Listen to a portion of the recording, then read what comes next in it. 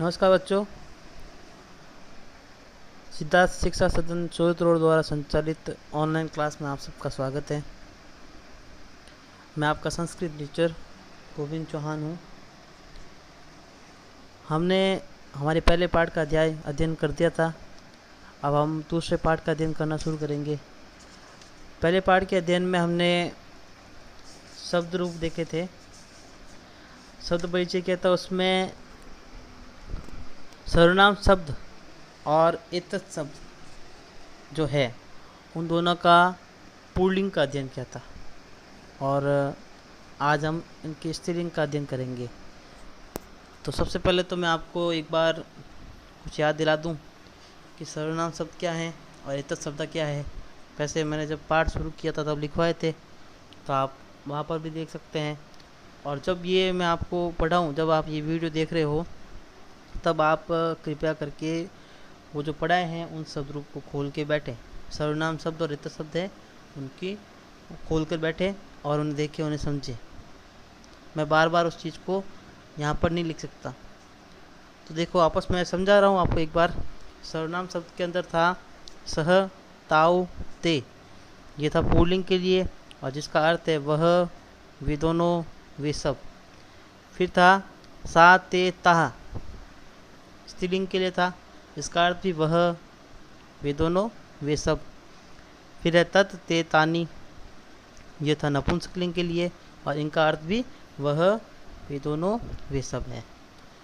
फिर एतत् शब्द था। एतत् शब्द में आप देखिए, एतत् शब्द है वो तत् शब्द से ही मिलके बने। तत् शब्द है, तत् शब्द कौन से? सर्वनाम शब्द के अंदर जो है वह। तो सर्वनाम शब्द के अंदर आप देखिए, सबसे पहले है सह, तो उसके आगे ए लगा दिया तो बना ए सह। लेकिन बस हमें चेंज क्या करना है कि जो दंत्य स है उसको मूर्धन्य में, यानी कौन सा स? जो स्लेट में आता है, सड़क में जो स आता है, उस स को हमें षटकोण वाले स में बदल देना है। तो ये चीज़ करनी है। तो ए सह में षटकोण वाला स लिख दिया, बन गया। फिर था ताओ, तो एताओ, आगे ए लगा दिया। फिर था ते, तो एते। फिर था सा, तो सा के साथ में भी ए जोड़ के उस सा को भी किस में बदल दिया? षटकोण वाले सा में, मूर्धन्य सा में, तो ऐसा। फिर था ते, तो एते। फिर था ताह, तो ऐसा। फिर था तत्, तो आगे ए जोड़ के एतत्।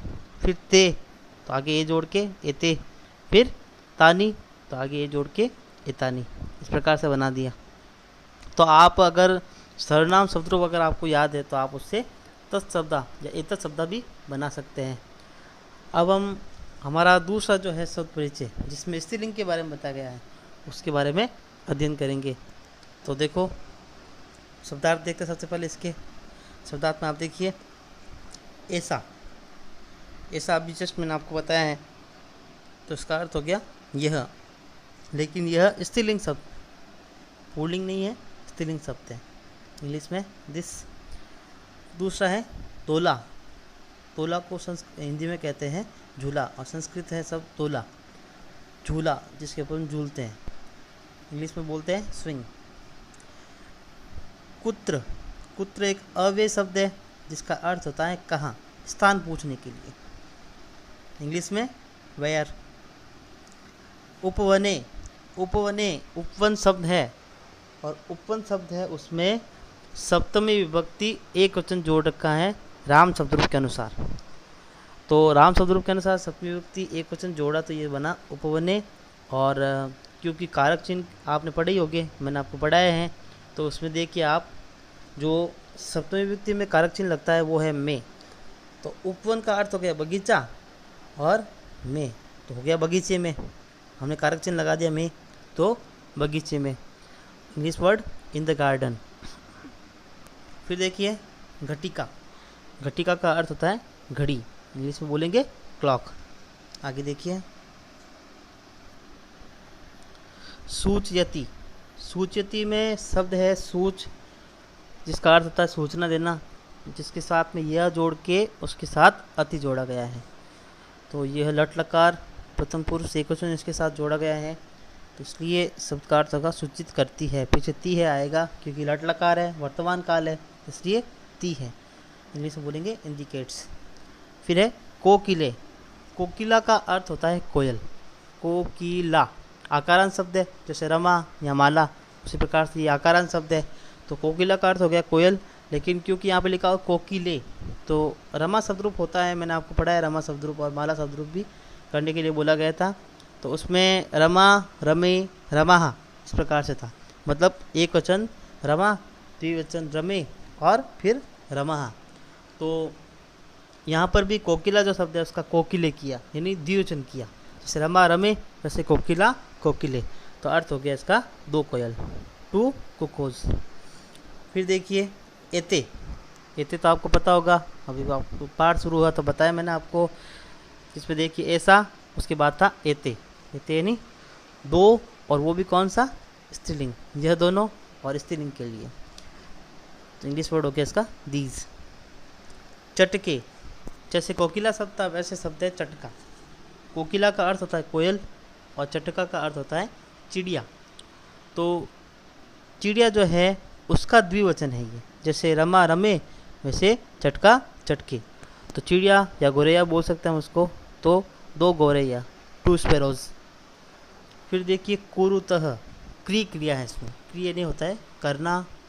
फिर इसके अंदर क्या जोड़ा गया है, नट लकार का प्रथम पुरुष द्विवचन अतः। अतः जोड़ा गया है, आंसर हो गया इसका हिंदी अर्थ हो गया करती है, इंग्लिश में डू। विहरत, विहार करना, घूमना। और यहाँ पर क्योंकि दो चीज़ों के बारे में बोला जा रहा है तो इसलिए यहाँ क्या लिखा जाएगा, विहरत, इसके पीछे अतः जोड़ा। जैसे कुरुतः के पीछे जोड़ा था, ये कुरुतः के पीछे, वैसे विहरत के पीछे भी यहाँ पर अतः जोड़ा। तो इसका अर्थ है फुदक रही है, जैसे हम विहार करते हैं, हम घूमते हैं, उसी प्रकार से चिड़िया फुदकती है, होपिंग। फिर है चालिके। चालिके देखो, चालक होता है एक, तो चालक चलाने वाला, जो गाड़ी चलाता है वो ड्राइवर। और चालक में अक पढ़ते हैं बच्चों, आप इसको शायद समझ पाएंगे। संस्कृत में एक प्रत्यय होता है टाप प्रत्यय। टाप प्रत्यय जो होता है, प्रत्यय के बारे में तो आप जानते होंगे, वे शब्द या शब्दांश जो किसी अन्य शब्द के या क्रिया के पीछे जुड़कर उसके अर्थ में परिवर्तन कर देते हैं, वे प्रत्यय कहलाते हैं। तो संस्कृत में एक टाप प्रत्यय है, तो टाप प्रत्यय जब जुड़ता है तो ऐसे शब्द जिनके पीछे अक जुड़ता है, बच्चों आप आराम से समझोगे इस चीज़ को, देखना मैं आपको दो चार उदाहरण दूंगा, उससे आप समझ जाओगे। तो जिनके पीछे अक जुड़ता है वहाँ पे अक को इक कर देते हैं और फिर आ की मात्रा लगा देते हैं। जैसे आप देखिए पाठक, अब पाठक में पीछे है अक, पाठक, तो अक जुड़ा तो अक का इक कर देंगे तो बनेगा पाठिक, और पाठिक के अंदर आ लगा देंगे तो पाठिका।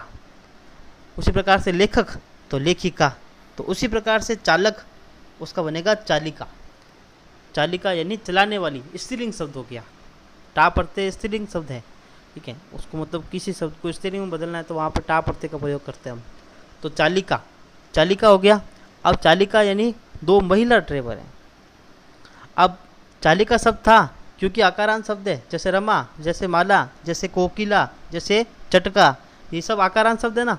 तो हमने कोकिला का कोकिले किया, चटका का चटके किया, माला का माले, रमा का रमे।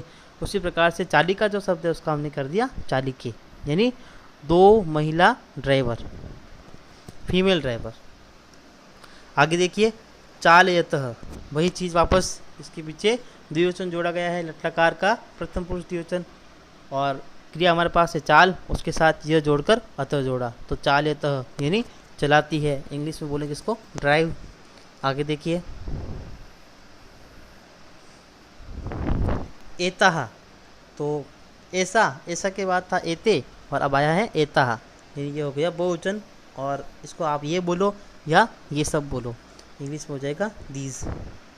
बच्चों आपको पता है ना, इंग्लिश के अंदर तो सिर्फ ओनली दो ही होते हैं, सिंगुलर और प्लूरल, और हमारे संस्कृत में वचन तीन होते हैं, एक वचन, द्विवचन, बहुवचन। तो यहाँ पर जब द्विवचन आया तभी दीज लिखा था, और बहुवचन आया तो भी दीज लिखा हुआ है, क्योंकि इसमें दो ही होते हैं। इसमें एक से अधिक अगर है तो वह बहुवचन में गिना जाएगा इंग्लिश के अंदर, इसलिए दीज लिखा। फिर देखिए आगे स्थालिका, स्थालिका यानी थालिया। अब यहाँ पर देखिए जैसे रमा, रमे, रमहा, जैसे स्थालिका, स्थालिके और स्थालिका, तो तो बहुवचन हो गया, और बहुवचन इसलिए हम लिखेंगे थालियाँ। इस थाली का अगर होता ओनली, विशेषक नहीं होता, तो एक थाली, लेकिन यहाँ विसर्ग है, बहुवचन है, इसलिए बहुत सारी थालियाँ। तो इंग्लिश में इसको बोलेंगे प्लेट्स। फिर है आम। आम का अर्थ होता है हाँ, यह एक अव्यय शब्द है, इसका अर्थ होता है हाँ, इंग्लिश में कहेंगे यस। फिर है एव। एव भी एक अव्यय शब्द है जिसका अर्थ होता है ही। इसका अर्थ हमेशा एक जैसा रहेगा, आप स्त्रीलिंग के साथ प्रयोग करो, नपुंसकलिंग के साथ प्रयोग करो, पुल्लिंग के साथ करो, किसी भी वचन के साथ करो, हमेशा एव का अर्थ ही रहेगा। एव आप याद कर लोगे, आम भी आप याद कर लोगे, जिनका अर्थ होता है हाँ, और एव का अर्थ होता है ही। इंग्लिश में बोलेंगे ओनली। फिर है अजाह।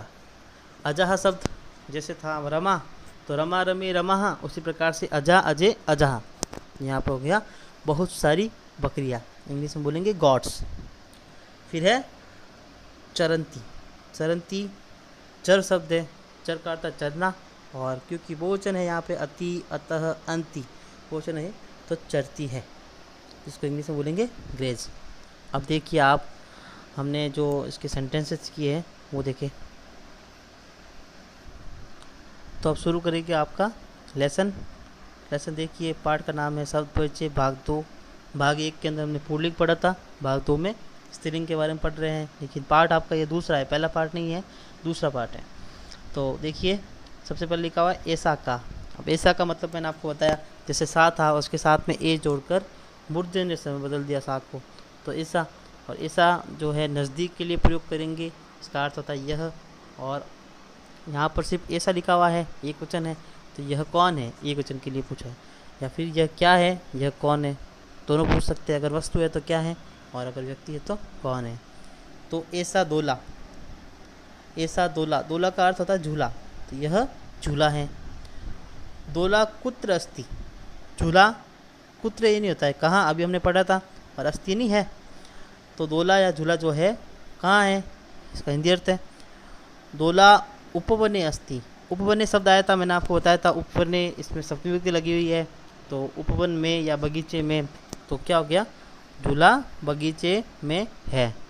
तो इस प्रकार से हमने सप्तमी विभक्ति के आधार पर इस शब्द का अर्थ निकाला, और अर्थ निकालने के बाद में इसका हिंदी अर्थ किया। तो देखिए आपस एक बार, ऐसा का तो यह क्या है, ऐसा दोला यह झूला है। दोला कुत्र अस्ति, दोला या झूला कहाँ पर है, दोला उपवने अस्ति, यानी झूला बगीचे में है। आगे देखिए सा का। अब यहाँ पर ऐसा की जगह आया सा। अब सा सर्वनाम शब्द है, और सर्वनाम शब्द में उसका अर्थ वह के लिए, दूर पड़ी हुई वस्तु या व्यक्ति के लिए है। तो प्रश्न है सा का, तो इसका हिंदी अर्थ होगा वह क्या है। अब मैंने लिखा वह, यह नहीं लिखा वह लिखा, वह क्या है। सा घटिका। सा घटिका, वह घड़ी है। घटिका का अर्थ क्या था, घड़ी। फिर देखिए घटिका किम सूचयति।